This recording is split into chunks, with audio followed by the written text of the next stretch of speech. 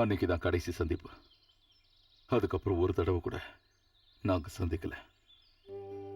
தமிழ்நாட்டு போலீஸ் வந்து ராகவனை கொண்டு போற வரைக்கும் என்னையும் விசாரிச்சாங்க. குற்றவாளிக்கு ஒத்துழைச்சு தங்க இடம் கொடுத்ததால பத்திரிக்கைங்கிற ஒரே பலத்தை வச்சு கேஸ்ல இருந்து நான் தப்பிச்சிட்டேன். நான் திரும்பி வந்து பார்த்தப்போ அனிதா இல்ல, என் பொண்ணு இல்ல. ஊரை விட்டு போறேன்னு அனிதா லெட்டர் எழுதி வச்சிருந்தா. அதை பார்த்து கூட நான் வருத்தப்படல. ஏதோ நடக்க வேண்டியது நடந்துருச்சுன்னு விட்டுட்டேன். ஆனா அதுக்கப்புறம் என் பொண்ணோட ஞாபகத்தால தினம் தினம் கஷ்டப்பட்டேன். தூக்கம் வராம வேதனைப்பட்டேன். அப்போதான் எனக்கு புரிஞ்சது, மறக்க முடியாத அளவுக்கு அவன் மேல அவ்வளவு பாசம் வச்சிருந்தேன். அவளோட ஊர்ல போய் தேடினேன், அங்கேயும் பார்க்க முடியல. அதுக்கப்புறம் தான் டாக்டர் ஹரிக்குமார் மனைவியா என் குழந்தையோட அமெரிக்கா போயிட்டு தான் கேள்விப்பட்டேன். சந்திரதாசா இந்த மனுஷனோட வாழ்க்கை அதோட முடிஞ்சது. அதுக்கப்புறம் கவிதைக்காகவே என் வாழ்க்கையை நான் அர்ப்பணிச்சிட்டேன். எல்லா சொந்தத்தையும் இழந்து தனிமரமா நின்று நான் இழந்த அந்த வசந்தகால வாழ்க்கை திரும்ப வராதான்னு ஏங்கினேன். நான் செஞ்ச தவறை எண்ணி எண்ணி ஒரு குற்ற உணர்வோட தினம் தினம் புழுங்கி புழுங்கி செத்தேன். அப்பதான் அர்த்தத்தை தேடி அலைஞ்ச என் வாழ்க்கையில என் அம்மா வந்தா. நான் அவளை பார்க்கணும், என் அம்மாவை நான் பார்க்கணும். அவ ஒரு தடவையாவது அப்பான்னு என்ன வாயார கூப்பிடணும். ஒரு தடவை என்ன 1000 தடவை கூப்பிடுவா. இல்ல, அதுக்கு அவங்க சம்மதிக்க மாட்டாங்க. என் பொண்ணை பாக்குறது கூட அவங்க அனுமதிக்கிறது இல்ல. யாரு? கன்னியாஸ்திரிங்களா? உன் பொண்ணை நீ ஒரு தடவை பார்த்தா போதும்ல. அது மட்டும் இல்ல, உண்மையும் தெரியணும். அதை நான் பாத்துக்கிறேன்.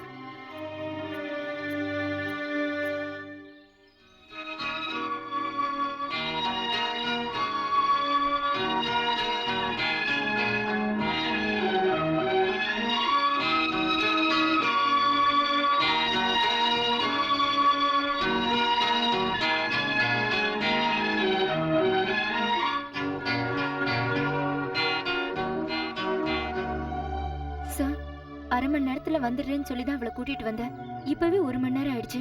மேட்ரின் என்ன கொன்னுடுவாங்க. நாளைக்கு பரீட்சை வேற ஆரம்பிக்குது. கடவுளே, இன்னைக்கு என்ன நடக்க போதோ தெரியல. யாராவது பாத்துட்டாங்கன்னா இன்னொரு நாள் வந்து பேசலாமே சார். இதாம்மா நடந்தது. நீங்க சொல்ற கதை எனக்கு புரியல. அதுவா, நான் உனக்கு தெளிவா சொல்றேன்.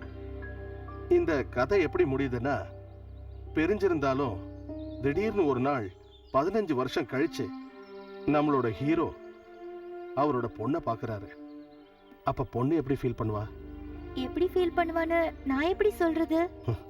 அது உன்னால மட்டும்தான் சொல்ல முடியும். எனக்கு கதையெல்லாம் அவ்வளவா தெரியாது. ஆமா, தெரியாத கதையை தானே தெரிஞ்சுக்கணும். இந்த கதையில இருக்கிற எல்லாரும் இப்ப உயிரோட தான் இருக்காங்க. அவங்க எல்லாரையும் உனக்கு தெரியும்.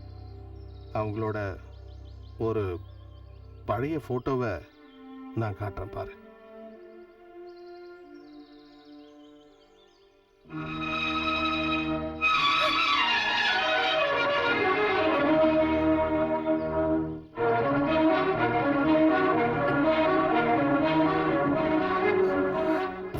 இப்போவாவது கதை புரியுதா? அம்மு, அந்த போட்டோல ஒரு குழந்தை இருக்குல்ல, அது பேர் தான் அம்மு. இன்னைக்கு அவளோட பேரு ஹரிதா.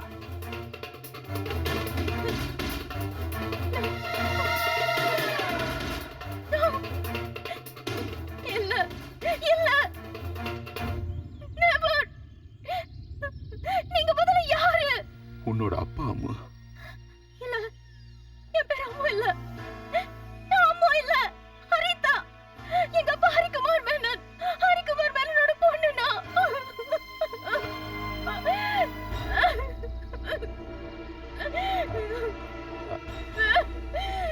நான் நம்ப மாட்டேன். நீங்க சொல்றதெல்லாம் போய். நீங்க போய் சொல்றீங்க. போய் சொல்றீங்க.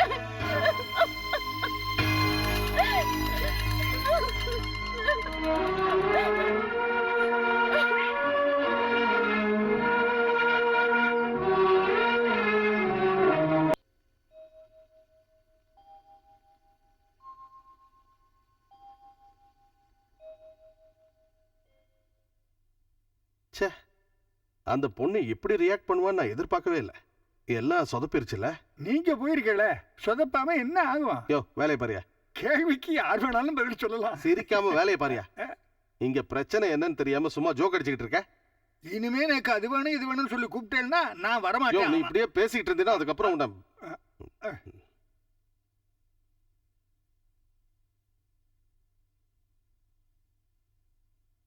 இப்ப என்ன பண்றது? எனக்கு பிரச்சனை இல்லை, இப்படியே வாழ்ந்து பழகிட்டேன். ஆனா உண்மை அவளாலேயோ அந்த ஆண்டவனாலேயோ கூட மறுக்க முடியாது.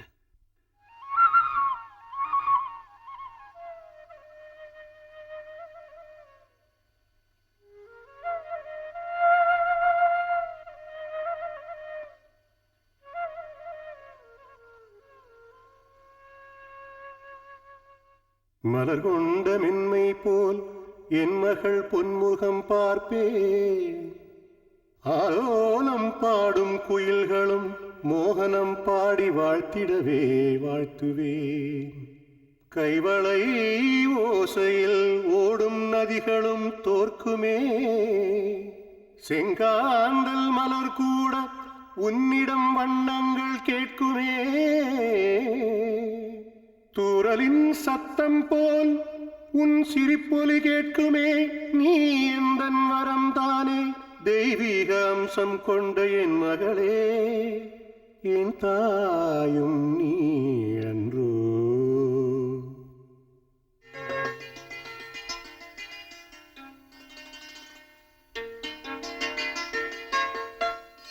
கண்ணேன் கண்மணியே, உன் தந்தை மனதில் ஊஞ்சிலில் உன்னை இட்டு தாலாட்டுவே.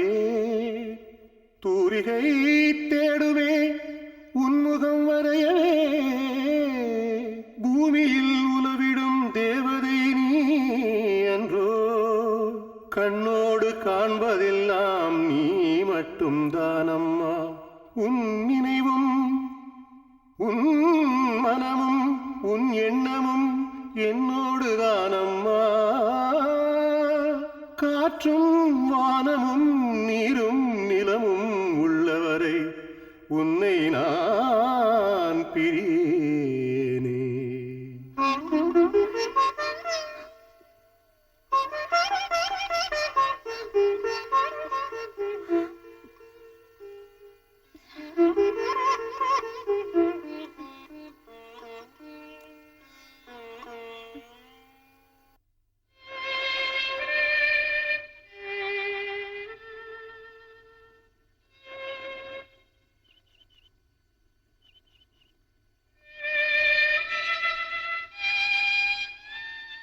ஹரிதா, எல்லாரும் அங்க பாட்டு டான்ஸ்ன்னு சந்தோஷமா இருக்காங்க.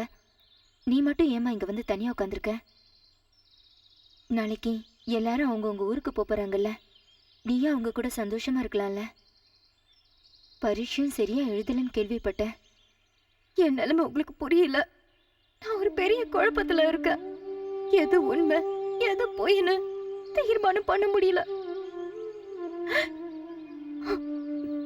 நான் யாரையும் சப்போர்ட் பண்றேன்னு நீ நினைக்காத.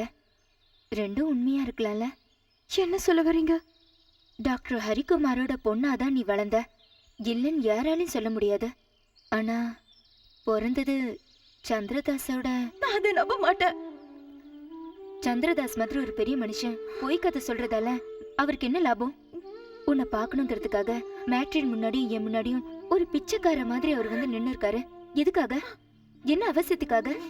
பணத்துக்காகவா இல்ல புகழுக்காகவா? எனக்கு எதுவுமே தெரியல. ஹரிதா, அழாதம்மா. இங்க பாரு, உன்னை அழ வைக்கணுங்கிறதுக்காகவும் இல்ல சந்திரதாஸ்க்கு சப்போர்ட் பண்ணவும் நான் பேசல. கொஞ்ச நேரத்துக்கு முன்னாடி கேகே சார் எனக்கு ஃபோன் பண்ணிருந்தாரு. சந்திரதாஸ் சார் ரொம்ப ஒடிஞ்சு போயிட்டாரு. அவர் கல்கட்டாக்கு திரும்பி போகணும்னு முடிவு பண்ணிட்டாருன்னு, அவர் ஊருக்கு போறதுக்கு முன்னாடி உன்னை பார்க்கணும்னு ஆசைப்படுறாருன்னு சொன்னாரு. முடிஞ்சா உன்னை அங்க கூட்டிட்டு வர சொன்னாரு. நான் உன்னை கட்டாயப்படுத்தல. அதுக்கப்புறம் உன் இஷ்டம்.